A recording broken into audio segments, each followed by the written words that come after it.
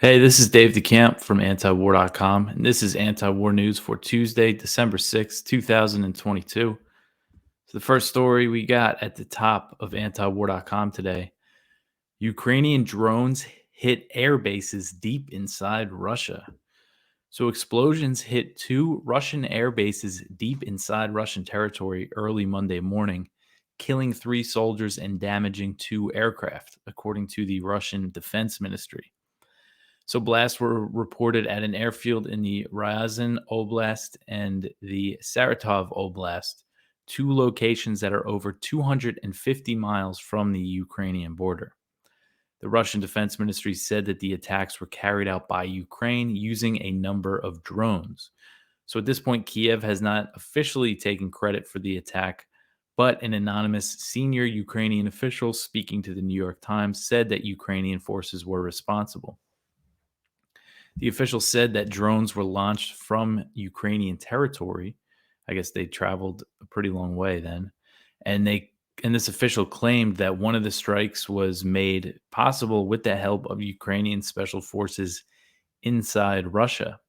So drone attacks and other attacks, shelling have been reported throughout the war in Russian regions near the Ukrainian border. But this incident on Monday is significantly further inside Russia than previous attacks. Although Daria Dugina, the daughter of Alexander Dugin, was killed in a car bombing just outside of Moscow.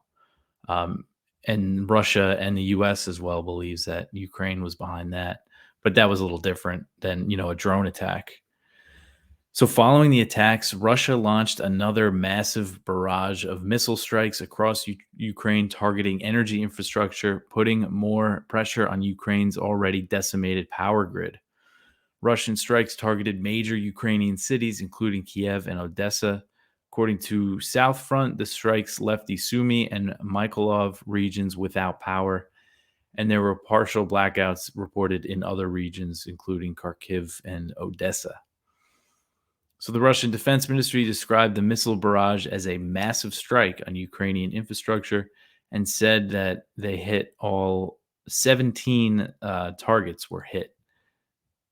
And Russia, so as I always say, Russia didn't start these large-scale energy infrastructure strikes until October, which was after the truck bombing of the Kerch Bridge, which connects Crimea to Russia, to the Russian mainland.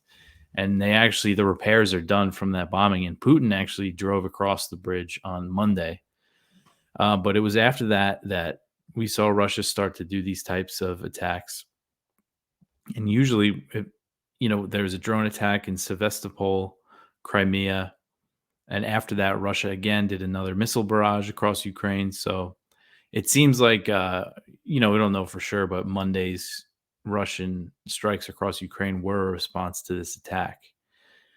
And the Russian attacks on Ukrainian energy infrastructure, they've left civilians in a very dire situation as millions are without power, heat, and water.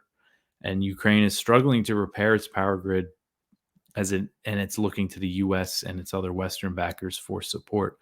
So I was looking at temperatures in Ukraine today in Kiev, it was in the 20s.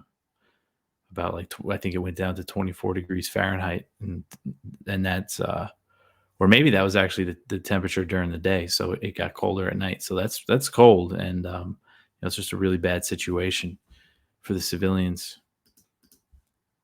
All right, so the next one here, this is from Kyle Anzalone at the Libertarian Institute. Growing number of Americans want Washington to press for peace in Ukraine. This is a new survey that shows Americans' support for Kiev is slipping. And this is from the Chicago Council on Global Affairs. I guess it's a poll that they took. So according to the poll, the number of citizens who want the White House to pursue a diplomatic path is nearly equal to those who support indefinite military aid to Ukraine. The survey shows a 6-month trend of a declining number of Republicans who want to give military support to Kiev. Global Affairs polling in March found that 80% of people wanted the White House to arm Ukraine, and that number has declined to 64% in July, and now it's down to 55%, and this poll was released on Sunday, so it keeps going down. and that's Republicans. The Democrat support has also declined, but at a slower pace.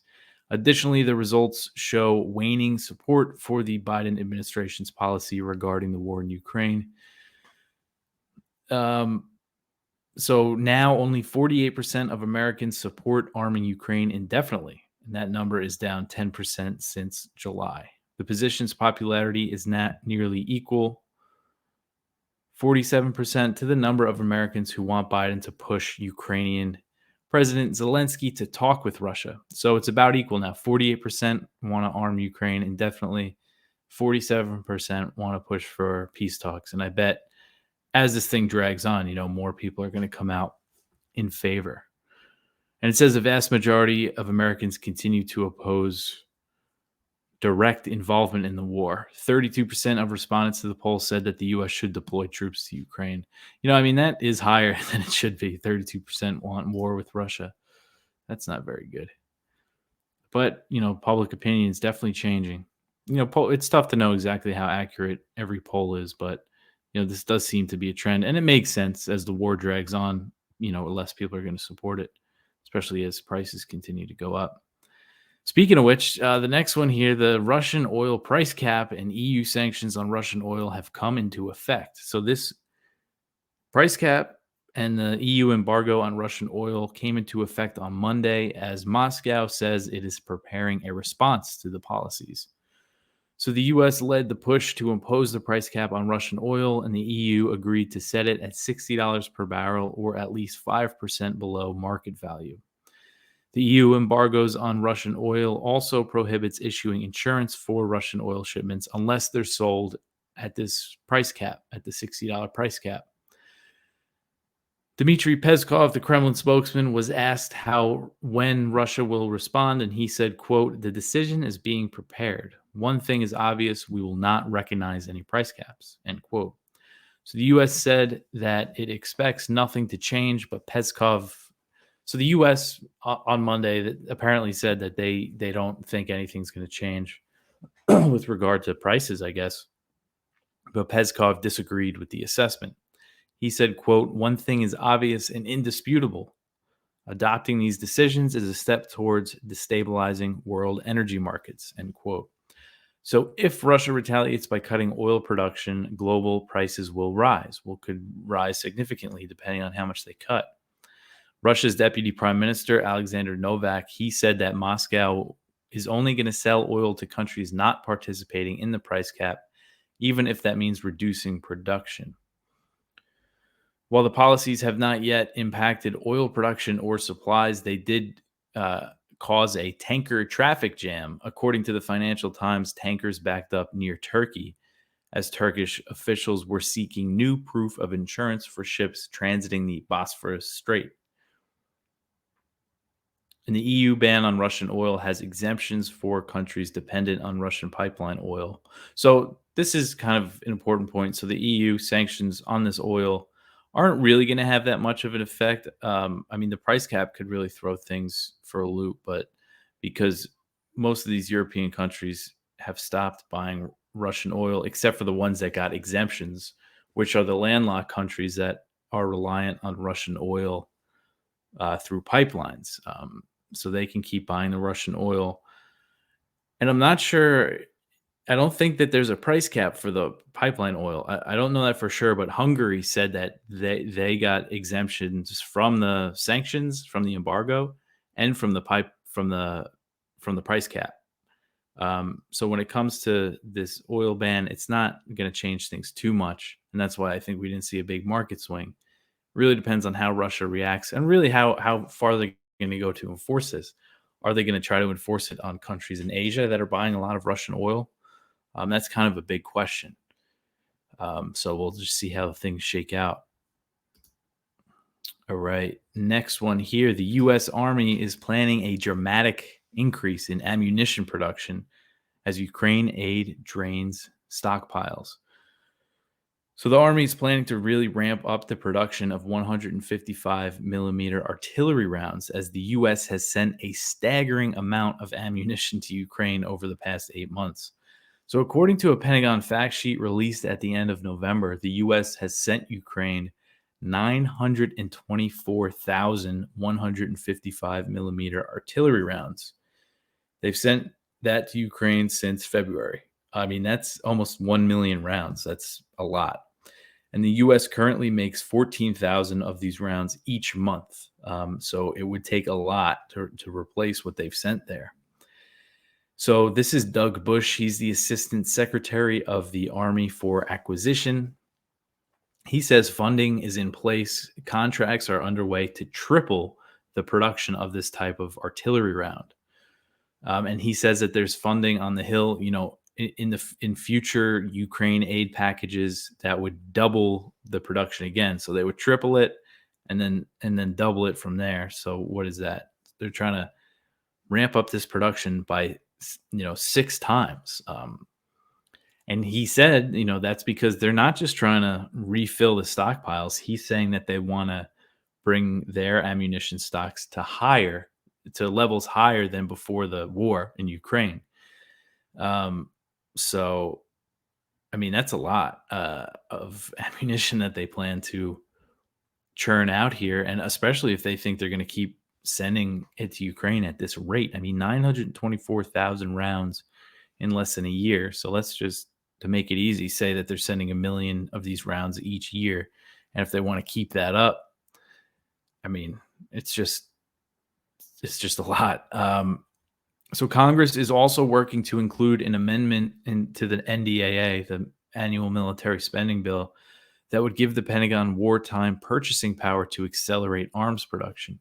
So this is part of it. And one of the big things in this authorization that they're trying to pass, it would allow the Pentagon to offer multi-year contracts for smaller arms and ammunition.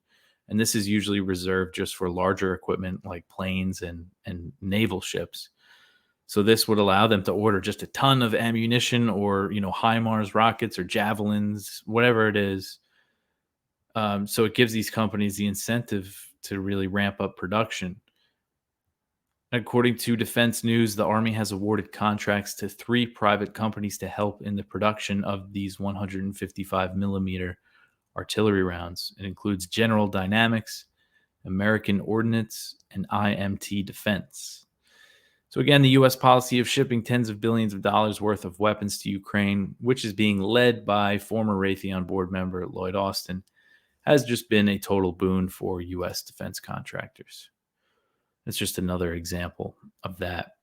All right, the next one here. This is also from Kyle at the Libertarian Institute. The Wall Street Journal reported that the U.S. secretly limited the range of weapons it sent to Ukraine.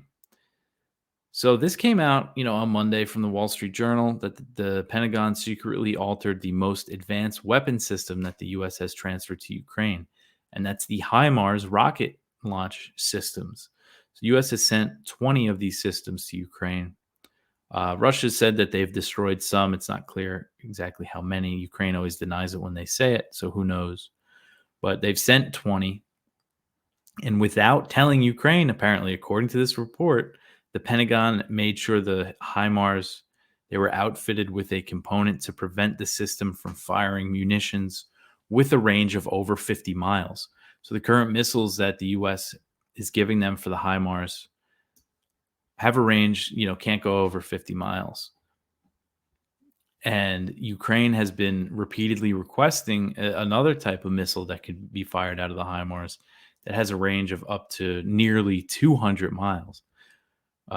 So a risk, when it comes to escalation of U.S. support was that since they're sending the HIMARS, they could always just send these longer range missiles, maybe even secretly.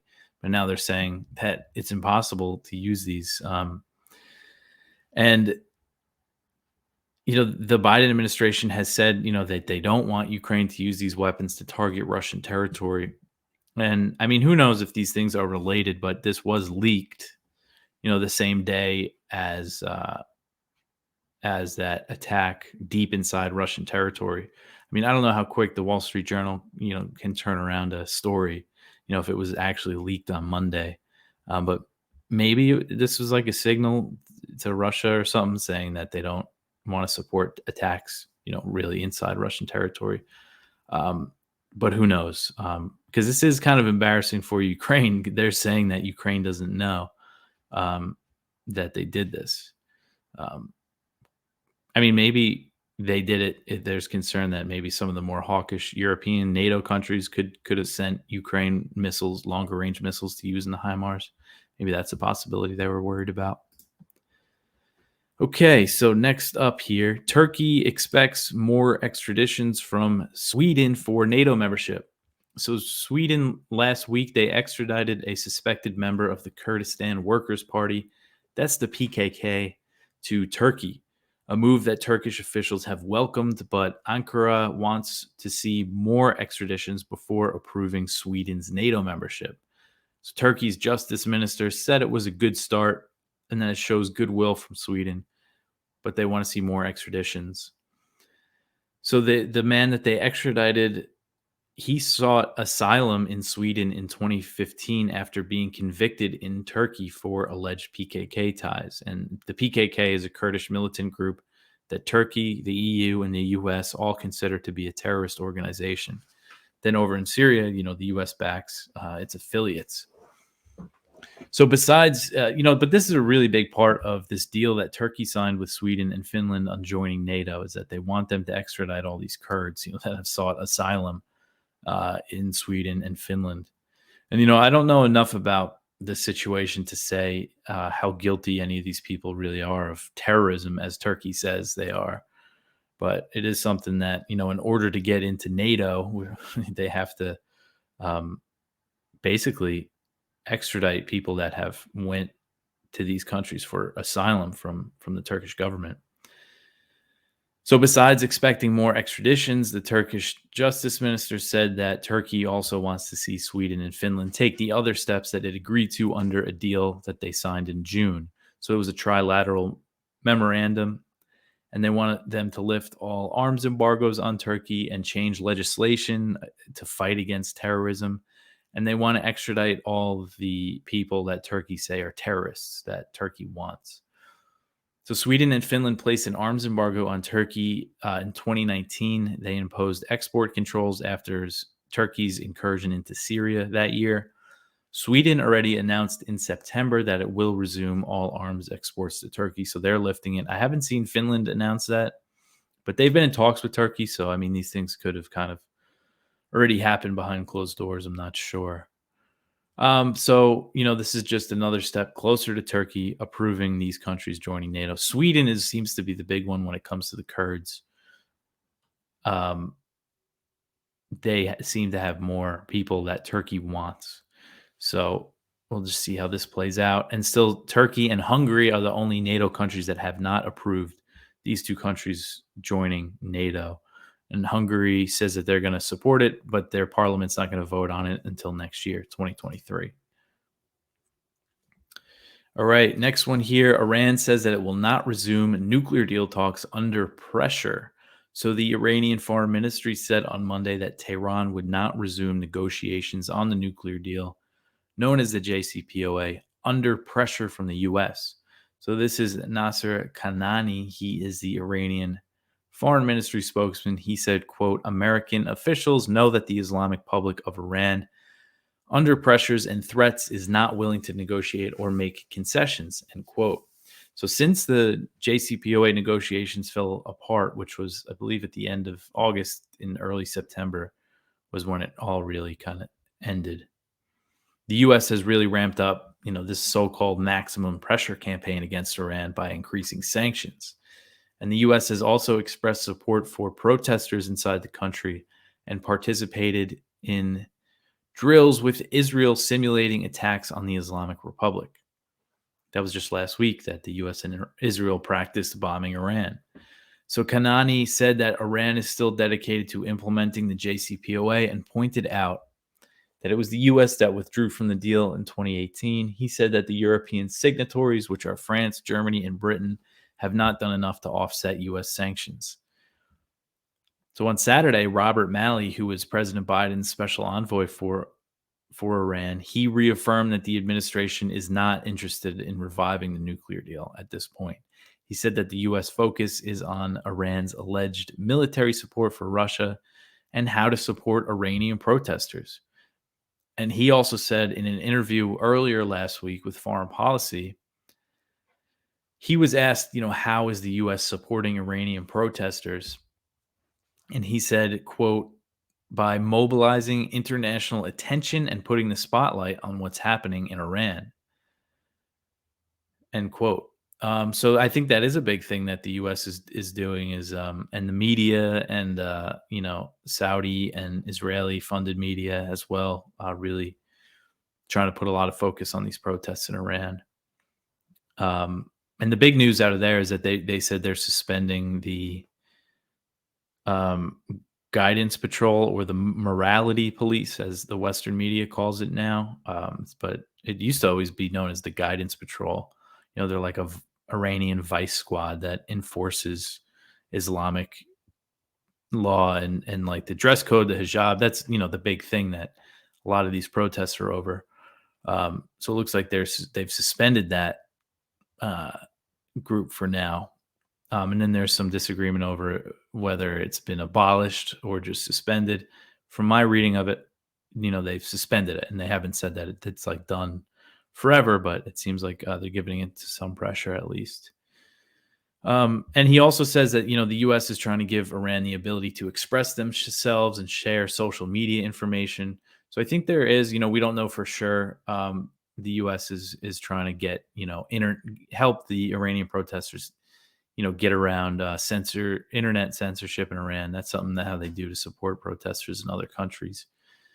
And Malley said, of course, he also threatened military action in this interview with Foreign Policy. He said that the U.S. would resort to a military option as a last resort to stop Iran's nuclear advances. Although the Pentagon recently acknowledged in its nuclear posture review that Iran is not trying to build a nuclear weapon, but they're going to keep threatening them anyway. All right, the next one here. Papua New Guinea says that it cannot get caught in the U.S. and Australia's standoff with China. So this is the country's prime minister of Papua New Guinea, the southwestern Pacific country that's very close to Australia. He said, he told The Guardian that, his country doesn't want to be in the middle of the U.S. and China, because right now the U.S. is really vying for influence in this region. So he told James Marape, the prime minister, he was invited to Washington in September for a summit with other Pacific nations as the U.S. is looking to gain influence in the region. So this was the first of its kind, this like U.S. Pacific summit in Washington. And he said that he told President Biden that the U.S. seems very far away from Papua New Guinea and that the country could not afford to alter its current trade relationships. He said, quote, so keep your debates to yourselves and your fights to yourselves. Your enemy is not my enemy. That's a line that is emerging in the Pacific, end quote. So he was saying, that other Pacific leaders feel this way. And they know that, like, it's not, the U.S. isn't looking out for their interest. And this is really about, trying to counter China in the region. He said that because the country is still an emerging economy, that it cannot afford a standoff between trading partners. Australia obviously is, I don't know if they're, Papua New Guinea's largest trading partner, but I'm sure they're one of them. They're right there. And China is as well, and Indonesia, which borders it. The U.S. and Australia have been very upset with the Solomon Islands for signing a deal with China, a security deal. So the Solomon Islands is close by. It's not nearly as close to Australia as Papua New Guinea is, though. And he's saying, the prime minister, is that the Chinese have never approached him about any kind of security arrangements or setting up a military base in Papua New Guinea. And he says, that he's happy with the current situation, having security arrangements with Australia because they're close. And other countries in the region have expressed similar concerns that they don't want to get caught in the middle between the U.S. and China, including Indonesia, which has a province that borders Papua New Guinea. I believe that province is called Papua. Indonesia's Papua. I used to think it was just Papua New Guinea, but you do pronounce the U in there. And it is, from what, I don't know much about the country, but I know that it's very like jungles and tribes that still live the way they did, thousands of years ago, is like the middle of the country. And it's only something like 20% that live in what we would consider, like modern cities and stuff, which is very interesting because it's so close to Australia. But anyway, Indonesia, their president Joko Widodo, he said back in November that the Southeast Asian nations, he said this at a meeting of the Association of Southeast Asian Nations, the ASEAN, should not allow the region to become a frontline for a new Cold War. So I think this is just something we'll continue to see, is hesitancy in this region among these countries that know, that the U.S. isn't really looking out for their best interest, and just the reality that China is nearby and that they need a good relationship with China. All right, so the last news story that we have here, this is from Axios. Netanyahu to give ultranationalist politician authority over policy in the occupied West Bank. So this is the religious Zionism party leader Bezalel Smotrich. And I've talked about this a bit before, that he was going to get a big authority over construction of settlements in the West Bank. And this is really just confirming those reports. So Netanyahu, the incoming prime minister, has signed a coalition agreement with religious Zionism leader Bezalel Smotrich that will give the far-right politician unprecedented authority over the policy on Israeli settlements in the occupied West Bank and relations with the Palestinians.